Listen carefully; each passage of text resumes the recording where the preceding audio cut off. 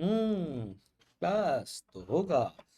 देखो ऐसा है, हमारे यहाँ अनसेट हो रहा है और भी कुछ एसआरसी टेस्ट हम कंडक्ट करवा रहे हैं, तो थोड़ा उस चक्कर में मैं बिजी हो गया, लेकिन टेस्ट तो होगा। सॉरी, लेकिन क्लास तो होगी, भले मैं कम देर की ले पाऊँ। मैं हमेशा यही करता हूँ, मतलब अगर मैं यूट्यूब पे क्लास ले रहा हूँ और टाइम मुझे थोड़ा सा भी मिलता है, तो मैं यही चाहता हूँ कि क्लास ले लूँ। लास्ट क्लास में हम लोग बच्चों डायपोल के बारे में बात कर रहे थे, और फिर मैंने आपसे याद हो तो कहा था अगली क्लास में हम लोग application of dipole interaction energy with external field देखेंगे। याद है ना ये बात? तो आज हम वही देखने जा रहे हैं। असाइनमेंट अभी डिस्कस नहीं कर रहा हूँ क्योंकि आज मेरे पास टाइम की कमी है, तो कम देर ही पढ़ा पाऊँगा, तो मैं पहले सीधा ही डिस्कशन शुरू कर रहा हूँ, सीधे ही पढ़ाई शुरू कर रहे हैं जो हमने लास्ट क्लास में जहाँ पर छोड़ा था उसके बाद। ठीक है बच्चों? और लास्ट क्लास में कहाँ छोड़ा था ज़रा उस पर भी आ जाते हैं। हमने लास्ट क्लास में छोड़ा था डायपोल पे, और डायपोल में अब हाँ हाँ, तो सबसे पहली चीज़ हम देखने जा रहे हैं बच्चों, interaction interaction potential energy in non uniform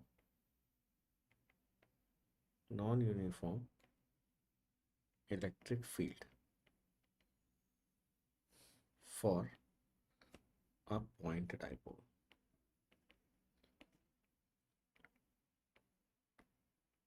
for a point dipole. Sir आपका माइक लगा लो ना सर। अच्छा, बन तो उस दिन शायद आया नहीं होगा, मैंने एक दिन पूछा था बच्चों की माइक की ज़रूरत है क्या, तो बच्चों ने कहा कि सर माइक की ज़रूरत नहीं है, तो फिर मैंने माइक लगाया नहीं। तो उस दिन शायद था नहीं, तो मैंने अब तूने बोल दिया, पक्का माइक लगा लेता हूँ यार। मन के मन की बात मैं सुन नहीं पाया, तो इस कारण से ये दिक्कत हुई, वरना अगर मैं मन की बात सुन लेता तो ये दिक्कत नहीं होती है ना मन। अभी लीजिए साहब, आपको ये दिक्कत नहीं आएगी।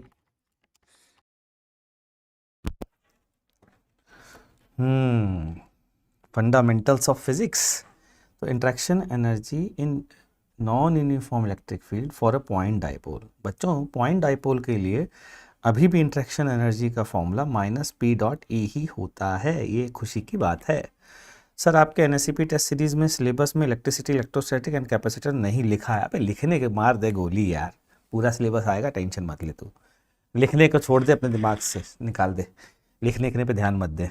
ठीक है, लिखवा देंगे, मस्त टेस्ट दे, और काफ़ी अच्छे बच्चों के बीच में compete करेगा, देखते हैं टॉप कर पाता है कि नहीं कर पाता है।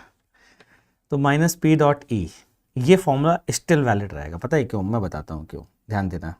इलेक्ट्रिक फील्ड मान लीजिए ये है, लास्ट क्लास का जो मैं प्रूफ है ना उस पर आता हूँ, उसी प्रूफ से ही बता देता हूँ, ज़्यादा सही रहेगा और जल्दी हो जाएगा। देखो बच्चों, ऐसा है, ये जो दिख रहा है ना आपको, ये यहाँ पर मैं v2 - vb ना लिख करके dv इंटू क्यू लिखूँगा, ये लिखूँगा।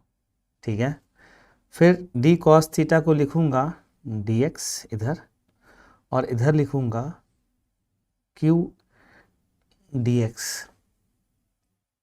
ठीक है, फिर ये बन जाएगा -e, और ये बन जाएगा p cos थीटा वेक्टर। फिर से वही चीज़ हो जाएगी, क्योंकि पॉइंट डाइपोल है बच्चों, पॉइंट डाइपोल है तो इसको मैं x के अलॉन्ग dx कह सकता हूँ ना। ठीक है ना? तो इसका मतलब अगेन मैं यहाँ लिखता हूँ, formula is still valid, formula is still valid, formula is still valid. ठीक है,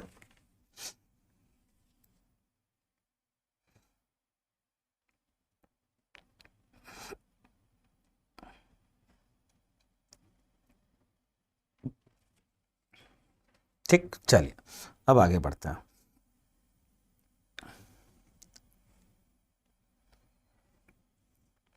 मान लीजिए मैं अगर इस फॉर्मूले की मदद से कुछ करना चाहता हूँ, या यूं कहूँ कि जेई एडवांस में क्वेश्चन आने के बहुत चांसेस हैं, जो पता नहीं मेरा दिल कहता है बहुत चांसेस है। बताता हूँ क्यों, कैसे, ध्यान से सुनना।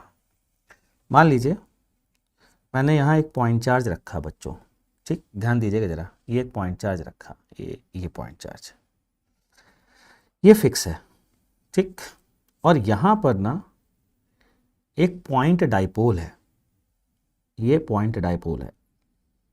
पॉइंट डाइपोल मान लीजिए किसी स्ट्रक्चर पर बनाया गया, उस स्ट्रक्चर का मास है m, ठीक। अच्छा, इलेक्ट्रिक फील्ड चूंकि इसी डायरेक्शन में होगी तो ये स्टेबल इक्विलिब्रियम मतलब रोटेट नहीं करेगा, इस रोटेशन का स्टेबल इक्विलिब्रियम होगा, रोटेशन का कह सकते हैं, ठीक है। और मान लेते हैं डिस्टेंस r है। सबसे पहली बात, इसके ऊपर फोर्स कितना लगेगा और क्यों लगेगा, किधर लगेगा ये भी। तो इस न्यूटन्स थर्ड लॉ याद है ना भाई, इस डायपोल के कारण फील्ड यहाँ पर इस साइड होगी, और क्यों मैं पॉजिटिव चार्ज ले रहा हूँ तो इस पर इस साइड फोर्स लगेगा, तो न्यूटन्स थर्ड लॉ से इस पर इस साइड फोर्स लगेगा। इसका मतलब डायपोल जो है वो भागता हुआ इधर की ओर आएगा, आएगा ना भाई। अब डायपोल इधर की ओर भागता हुआ तो आएगा, तो क्या होगा, किसी आपसे कोई क्वेश्चन पूछ सकता है कि when dipole reaches at point B starting from point A, when dipole reaches at point B, find its velocity, find its velocity, find its velocity।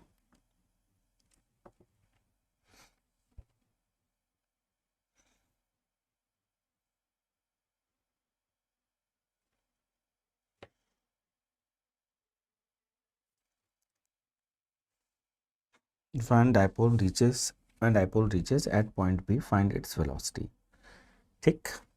तो भाई यहाँ से छोड़ा, रिलीज्ड फ्रॉम रेस्ट, ये this is released from rest, कोई fix नहीं है, released from rest, ठीक है, इंट्रैक्शन फोर्स, सही बात है। तो अब क्या करें, ये फिक्स है, ये भागता हुआ आएगा, भागता हुआ आएगा तो यहाँ पर वेलोसिटी पूछी जा रही है, जाहिर सी बात है वेलोसिटी किसी लोकेशन पर पूछ रहे हैं या किसी टाइम पर, तो आंसर है लोकेशन पर। लोकेशन पर पूछ रहे हैं तो वर्क एनर्जी थ्योरम या मैकेनिकल एनर्जी कंजर्वेशन। तो इनिशियल मैकेनिकल एनर्जी मैं लिखूंगा तो माइनस पी, ठीक है, इंटू ई की वैल्यू के Q by R square, plus kinetic energy zero. Finally kinetic energy मान लेते हैं half M B square. Potential energy होगी माइनस, तुम्हें याद है ना पोटेंशियल एनर्जी कैसे निकालते हैं, कैसे निकालते हैं, माइनस पी डॉट ई ना यार, ठीक है ना भाई, ठीक। तो यहाँ पर फिर से माइनस पी डॉट ई की वैल्यू के क्यू बाई आर स्क्वायर होती है ना यार, ठीक। तो minus P K Q by R by two का होल स्क्वायर, ठीक।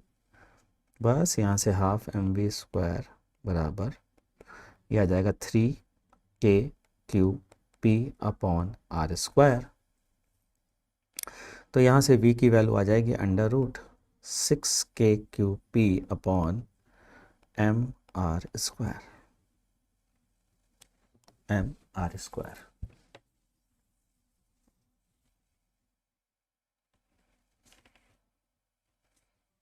ठीक है जी।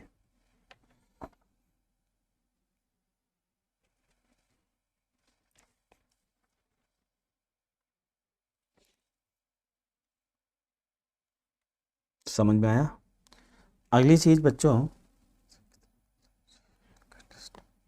ये सब दिमाग मन में मन पटेल दिमाग या मन में ये बातें रख के मत जा, कितने आनी चाहिए, अपने दिल खोल करके खेल। एक बैट्समैन को नहीं, जैसे खुली छूट मिल जाए खेलने की, जैसे मन करे वैसे खेल, तो वैसे ही खेल जा करके, अपने दिल से खेल, खुशी से खेल, पूरे 2.5 घंटे मतलब मस्त हो करके, मतलब उसको उस 2.5 घंटे को अच्छे से यूटिलाइज करना। तू तो बस इतना प्रयास कर, बाकी कुछ मत कर, ठीक है। चलिए हम आगे बढ़ते हैं बच्चों। डाइपोल डाइपोल इंट्रैक्शन एनर्जी,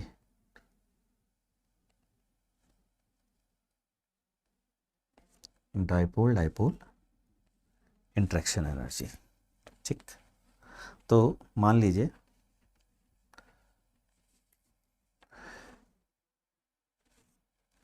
एक डाइपोल कुछ इस तरीके से रखा है P1, पॉइंट डाइपोल है, ध्यान रखिएगा, है ना, डिफ़ॉल्ट मीनिंग पॉइंट डाइपोल ही है। ये एंगल θ1 है बच्चों, ठीक। और ये एक डाइपोल है P2, ये θ2 पर है, ये डिस्टेंस है r। किसी ने कहा डाइपोल डाइपोल इंटरेक्शन एनर्जी निकालिए। आपको 1 मिनट का समय दे रहा हूँ, फटाफट ज़रा निकालिए तो सही, देखते कितने लोग निकाल पाते हैं।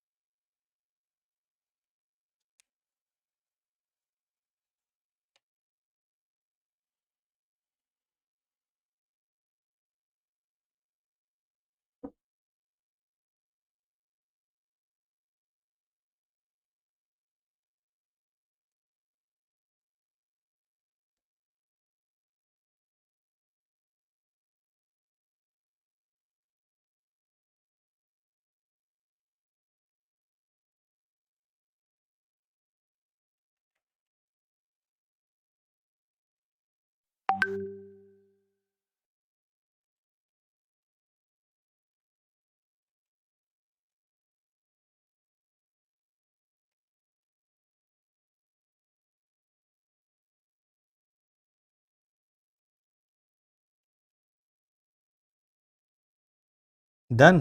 चलिए मैं भी देखता हूँ। मैंने सबसे पहले डायपोल के कंपोनेंट करने मुझे, एक P1 cos θ1, P1 sin θ1, ठीक है, इसको कैंसिल कर दीजिए। अब इस वाले के कंपोनेंट के कारण, ये वाला जो कंपोनेंट है इसके कारण जो फील्ड होगी वो इस डायरेक्शन में होगी, 2k P1 cos θ1 upon r3, ठीक। इसके बाद जो ये फील्ड का डायरेक्शन है, ठीक, ये जो P1 sin θ1 है इसके कारण फील्ड याद करने की कोशिश करो, अपोजिट डायरेक्शन में होती है बच्चों। ये देखिए, ये हो गई k P1 sin θ1 upon r3, ठीक है। अब फॉर्मूला लगाना है पोटेंशियल एनर्जी का बच्चों, माइनस P डॉट E। अब आप ध्यान से सोचिए, अगर मैं आपको Px Py Pz दे दूं, Ex Ey Ez दे दूं और डॉट प्रोडक्ट लेने को बोलूं, तो आप क्या बोलेंगे? आप बोलेंगे Px Ex, Py Ey, Pz Ez, ऐसे ही बोलेंगे बच्चों। तो बोलते हैं साहब, तो शुरू करते हैं। तो minus 2k P1 P2 cos θ2 cos θ1 bye r3, ठीक है। ये हो गया इस P2 का ये वाले कंपोनेंट इंटू ये हो गया P2x और ये है Ex, तो P2x इंटू Ex ये हो गया, ठीक। ऐसे ही इसका ये वाला कंपोनेंट, लेकिन ये अपोजिट है, तो माइनस माइनस क्या हो जाएगा, प्लस हो जाएगा। यहाँ पर इस फॉर्मूले में माइनस लिखा है ना, के P1 P2 sign θ1 sign θ2 divided by r3। ये है भैया आंसर। देख लीजिए, कोई डाउट हो तो पूछ लीजिए।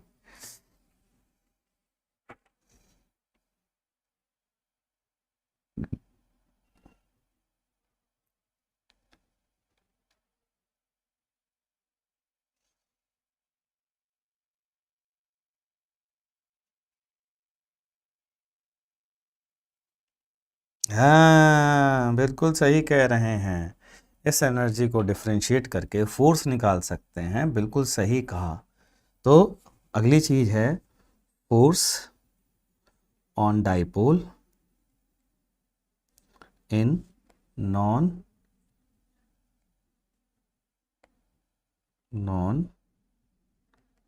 Uniform field, non uniform field, ठीक है। तो बड़ा सिंपल है यार, F बराबर, अगर आपको याद हो, minus del u by del x i cap minus del u by del y j cap minus del u by del z k cap. आज एटलीस्ट डाइपोल तो ख़त्म कर ही दूँ यार पूरी तरीके से, है ना। और कुछ क्वेश्चंस भी आज डाइपोल के करेंगे हम लोग, ठीक है। तो del u by del x किसके बराबर होगा बच्चों, del u by del x। तो आप u निकाल चुके हैं, u क्या होगा मैं बता देता हूँ, ये होगा d by del by del x of minus P X, अगर आपको भी थोड़ी देर पहले याद हो, E X minus P Y E Y minus P Z E Z. ये अब इसका डेरिवेटिव लेना होगा, समझ में आई बात। इसी तरीके से ये इससे क्या आएगा, इसको माइनस लगा दो यहाँ पर, एक और माइनस लगा दो यहाँ पर, ठीक है। ये आएगा एफ एक्स बच्चों, ये एफ एक्स आएगा, फिर एफ वाई आएगा, फिर एफ जेड आएगा, इस तरीके से 3 कंपोनेंट आएंगे, ठीक। तो फोर्स निकालने की ये बात आ गई है। कई लोग इसको पोलर कोऑर्डिनेट सिस्टम में करने का प्रयास करते हैं और गलत कर देते हैं, तो प्लीज़ अनावश्यक कैलकुलेशन से बचें। हाँ, अब बहुत स्टैंडर्ड कुछ प्रॉब्लम्स हैं जिनके रिजल्ट्स या जिनको कैलकुलेट करना हमें आना चाहिए, एज ए की तरह हमें इन्हें कैलकुलेट करना आना चाहिए जी। जैसे साहब देखिए, वो एक एक करके सारे क्वेश्चन उठाता हूँ, ठीक है। पहला फाइंड, नहीं पहला बाद में, पहले लिखेंगे फाइंड फोर्स ऑफ इंटरेक्शन, ठीक। उसका पहला पार्ट है, ये है P1,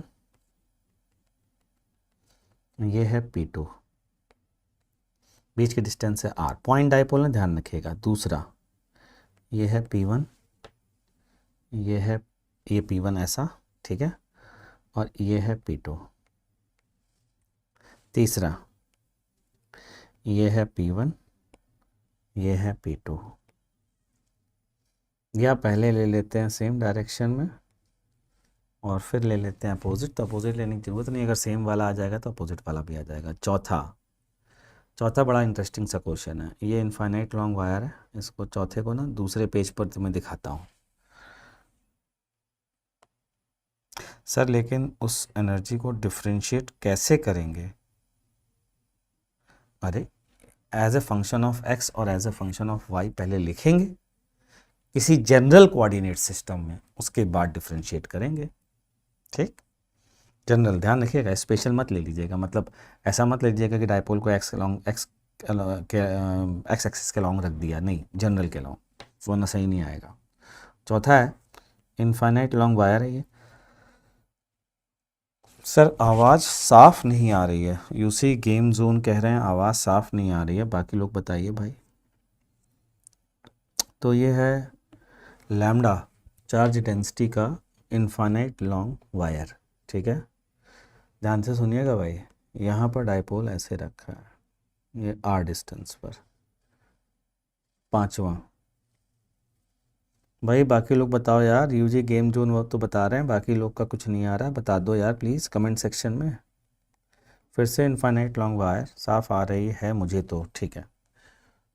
और इस बार जो डाइपोल रखा है ना बच्चों, वो इस प्लेन के परपेंडिकुलर लग रखा है, मतलब आप यहाँ से देखोगे तो डॉट दिखेगा केवल, और अगर आप ऊपर से देखोगे ना, ऊपर से, तो ये वायर डॉट दिखेगा और ये डाइपोल दिखेगा। ये वायर है और ये डाइपोल है, ठीक है। दोनों सेम क्वेश्चन है, सामने से देख रहे हैं तो ये है वायर इनफाइनाइट लॉन्ग और ये है डाइपोल, ऊपर से देख रहे हैं तो ये पॉइंट दिख रहा है और ये है डाइपोल, ठीक है। तो ये कहानी हो गई, ये सारे क्वेश्चन आपको करने हैं और बस इन्हीं क्वेश्चन के साथ ये टॉपिक ख़त्म। नेक्स्ट क्लास में स्टार्ट करेंगे कंडक्टर, और अभी की क्लास में ऑफ कर रहा हूँ। ये क्वेश्चन बहुत अच्छे क्वेश्चन है और बहुत इंपॉर्टेंट हैं, इसमें से 2 रोडों के हैं, इनको ट्राई करिएगा।